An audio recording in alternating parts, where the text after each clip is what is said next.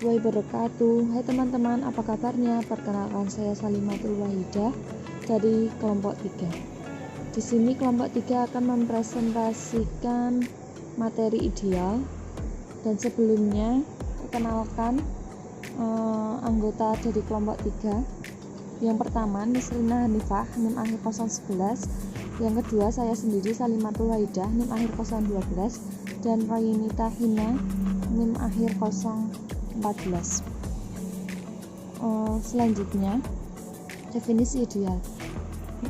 Yang pertama, definisi jika ring R dan I himpunan semua bilangan kompleks R, maka I disebut ideal dari ring R jika memenuhi beberapa aksioma berikut ini. Yang pertama, A, I sub ring R. Yang kedua, yang B, untuk semua X elemen I, untuk semua R kecil elemen R, maka XR elemen I dan RX elemen I.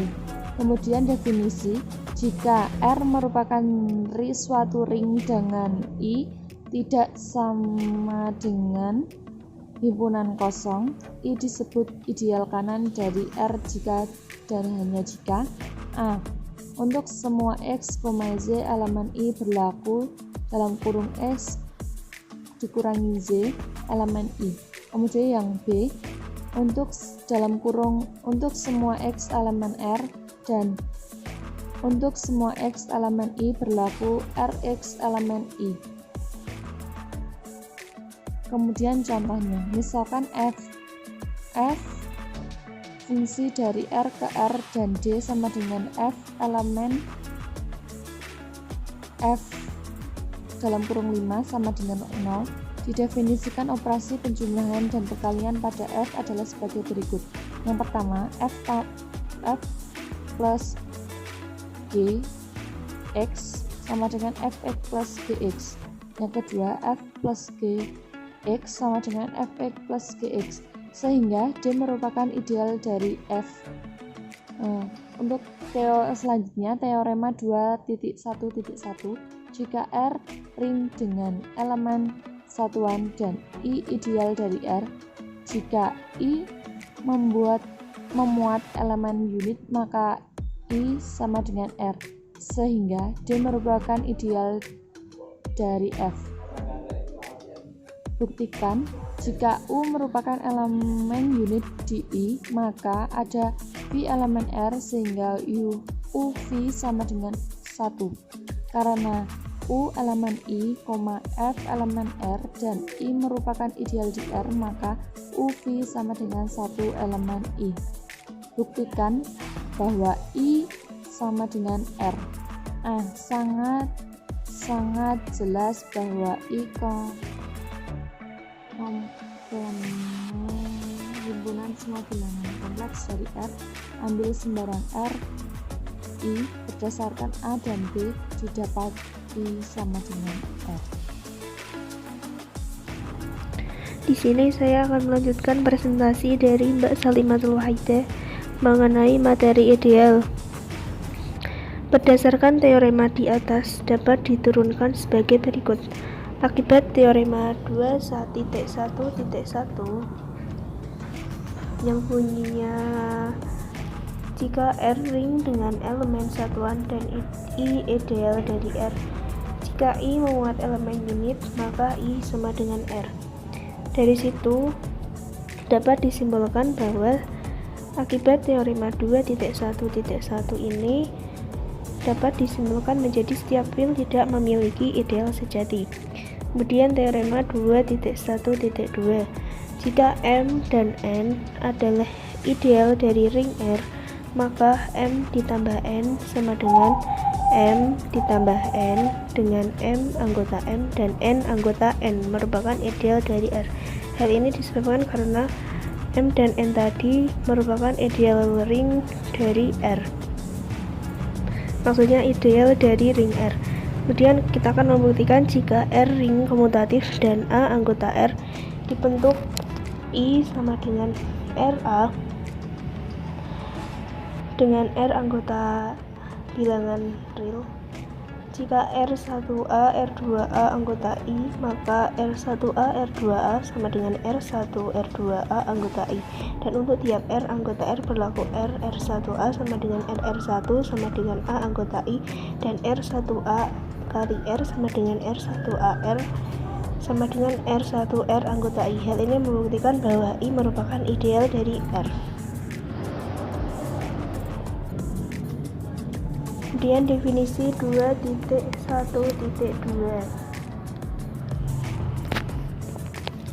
Definisi 2.1.2 ini memuat misalkan R adalah ring komutatif dan A anggota R, maka ideal I sama dengan RA dengan R anggota R, dinamakan ideal utama yang dibangun oleh A dan disimbolkan dengan A. Satu ideal dinamakan ideal utama bila ideal tersebut dapat dibangun oleh satu elemen yaitu R. Kemudian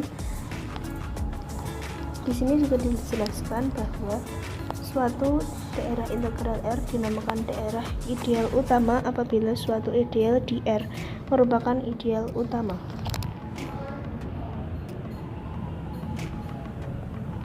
Kemudian di contoh 2.1.4, setiap ideal di Z berbentuk N dikalikan Z sama dengan N, yang merupakan ideal utama yang dibangun oleh N karena Z merupakan daerah integral, maka berdasarkan definisi tadi di atas, Z merupakan daerah ideal utama. Kemudian definisi 2.1.3, misalkan R merupakan ring, maka ideal M di R dikatakan ideal maksimal apabila M tidak sama dengan R. Dan untuk setiap ideal I di R, maka dengan M subsetnya I subsetnya R, maka I sama dengan M atau I sama dengan R. Dan jika R komutatif dan P ideal di R, maka P dikatakan ideal prima apabila A B anggota P mengakibatkan A anggota P atau B anggota P. Contoh 2.1.4, PZ dengan P prima merupakan ideal maksimal sekaligus ideal prima di Z. Beberapa sifat mengenai ideal maksimal dan ideal prima dalam suatu ring dikaji pada bagian 2.2 tadi. Kemudian di sini saya akan menambahkan bahwa ideal utama adalah suatu ideal yang dihasilkan oleh satu elemen dari ring R. Kemudian definisi ideal prima, misalkan R suatu komutatif dan I suatu ideal dalam R, maka I disebut ideal prima jika dan jika semua AB anggota R, dan jika AB anggota I maka A anggota I atau B anggota I. Kemudian definisi ideal maksimal, misalkan R suatu ring komutatif dan I suatu ideal dalam R, maka I disebut ideal maksimal dalam R jika dan hanya jika I tidak termuat dalam ideal lainnya kecuali I sendiri dan R. Terima kasih. Mungkin itu yang bisa saya sampaikan dari presentasi kali ini. Mungkin contoh soal akan dijelaskan oleh Mbak Nisrina Hanifah. Sekian dari saya, terima kasih. Halo teman-teman semuanya, perkenalkan nama saya Nisrina Hanifah. Jadi dalam video kali ini kita akan membahas mengenai contoh soal dari ideal. Nah tadi kan untuk materi sudah dipaparkan oleh rekan-rekan saya yaitu Salimatul Wahidah dan Roinita. Nah agar kita lebih paham dengan materi, kita akan membahas contoh soal. Walaupun jujur saya sendiri belum terlalu paham dengan materi ini. Jadi jika nanti ada kekeliruan atau apapun itu, kalian bisa sampaikan lewat WA Japri maupun WA grup. Nanti bisa kita bahas. Nah, langsung saja kita masuk ke dalam contoh soalnya. Di sini ada himpunan matriks N yaitu 00, A dan B. Di mana A dan B itu merupakan himpunan bilangan bulat. Kemudian ada matriks M A, B, C, D, di mana A, B, C, dan D merupakan himpunan bilangan bulat. Anggota himpunan bilangan bulat. Nah, di sini kita diminta untuk menunjukkan N itu merupakan ideal kanan dari himpunan M 2x2 itu. Nah, dari soal itu kita bisa langsung mengetahui bahwa N itu merupakan himpunan bagian dari M. Karena apa? Karena untuk sembarang anggota N itu merupakan himpunan bagian dari M. Tapi untuk sembarang nilai matriks di M itu belum tentu ada di N. Jadi kita bisa simpulkan N itu merupakan himpunan bagian dari M. Nah, berarti langsung saja ini berarti N subset M karena N itu himpunan bagian dari M. Nah, kemudian kita misalkan kita ambil A elemen N. Kita misalkan 0, 0, P dan Q. Kemudian kita ambil B di M, itu A, B, C dan D. Nah, kita kan akan membuktikan bahwa itu merupakan himpunan N itu merupakan ideal kanan. Nah, kita bisa tuliskan, mau kita mencari yang kiri dulu boleh, kemudian yang kanan dulu juga boleh. Nah, ini kita akan mencari yang kiri dulu. Nah, kalau ideal kiri berarti R-nya di kiri. R itu berarti kita ambil yang B. Kan R itu R di M. Berarti kita ambil yang B. Berarti B kali RA. A itu kan tadi A elemen N, berarti kan yang 0, 0, P dan Q. Berarti ini kita kalikan saja A, B, C dan D. Matriks tersebut kita kalikan dengan 0, 0, P dan Q. Kalian pasti sudah tahu cara mengalikannya. Langsung saja A kali 0, 0, kemudian ditambah dengan B kali P berarti hanya B dan P, BP. Kemudian A kali 0, 0, B kali Q berarti BQ.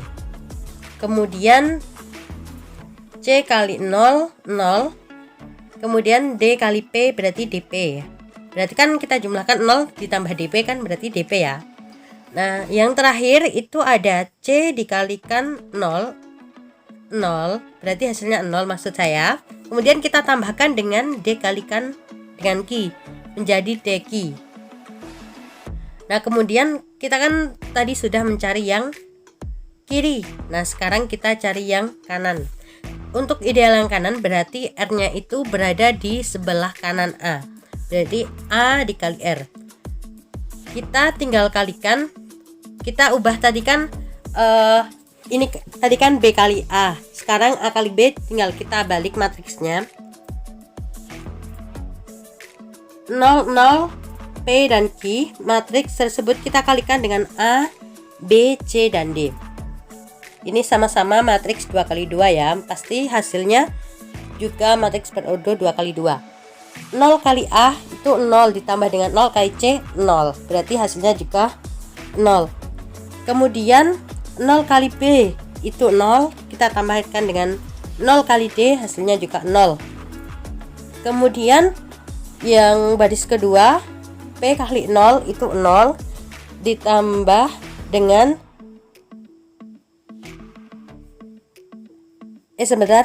itu P kali A.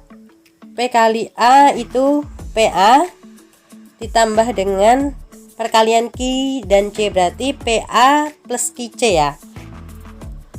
Yang terakhir itu ada P kali B, berarti PB ditambah Q kali D, QD, berarti hasilnya 0, 0, PA plus QC, PB plus QD. Nah, dari sini sudah bisa kita lihat bahwa himpunan tersebut merupakan ideal kanan. Kenapa? Karena nah, untuk yang kiri itu kan bukan merupakan elemen dari N. Itu bentuknya berbeda dari N, tidak seperti N. Nah, kalau untuk yang ideal kanan itu sama seperti di N. Maksud saya bentuknya itu 0, 0, nilai dan nilai gitu loh. Kalau yang kiri itu kan nilai. Jadi untuk yang ideal kiri itu bukan merupakan elemen N. Kalau yang kanan itu adalah elemen N. Jadi bisa kita simpulkan bahwa himpunan tersebut merupakan ideal kanan. Sudah terlihat, sudah bisa kita buktikan. Nah, jadi terbukti bahwa N merupakan ideal kanan dari matriks 2 kali 2 dengan bilangan bulat.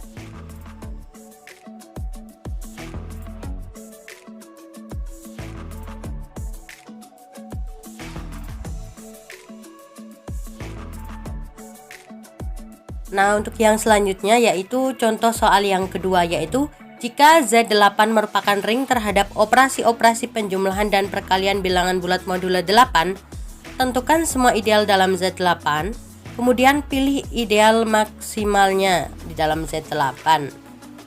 Nah, untuk ideal maksimal ini, jika A merupakan ideal maksimal, maka tidak ada ideal sejati lainnya yang memuat A tersebut.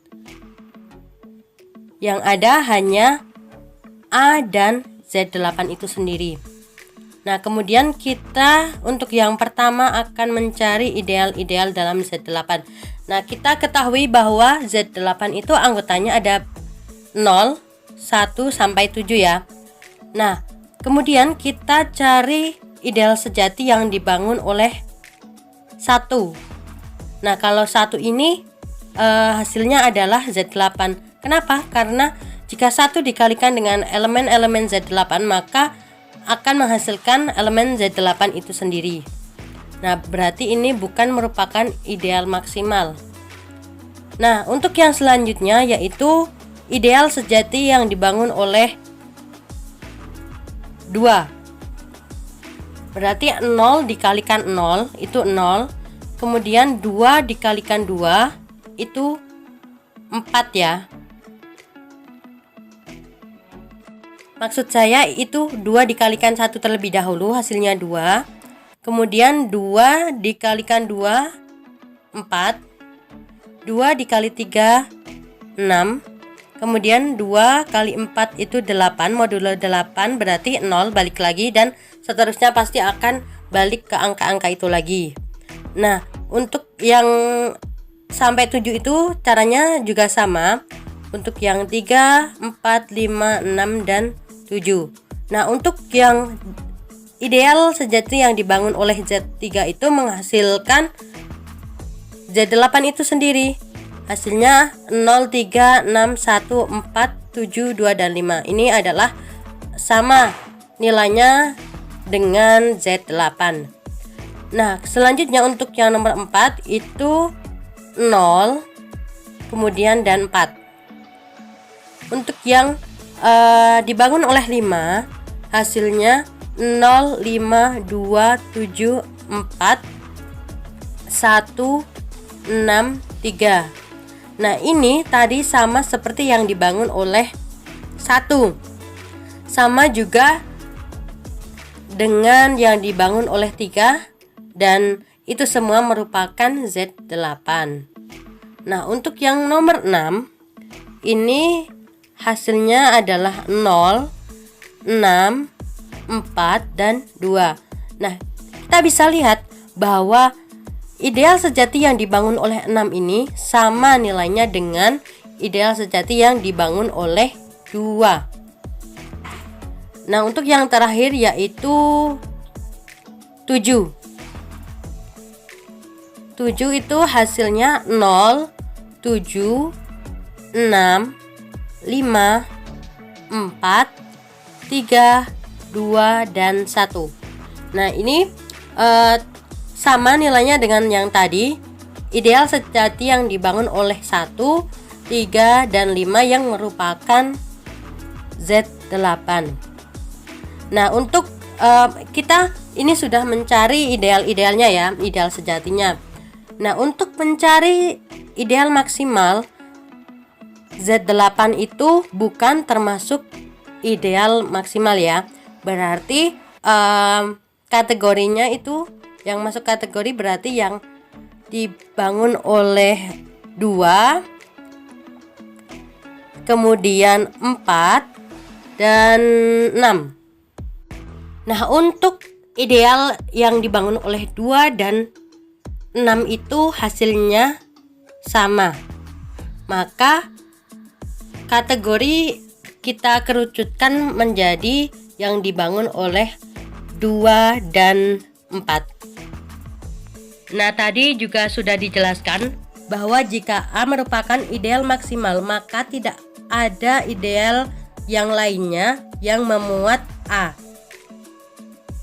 Jadi bisa kita lihat bahwa ideal sejati itu kan tadi kategorinya 2 dan 4. Maka jika 2 dapat memuat 4 tapi 4 tidak dapat memuat 2, maka ideal sejatinya yaitu yang dibangun oleh 2 yang hasilnya 0, 2, 4, dan 6.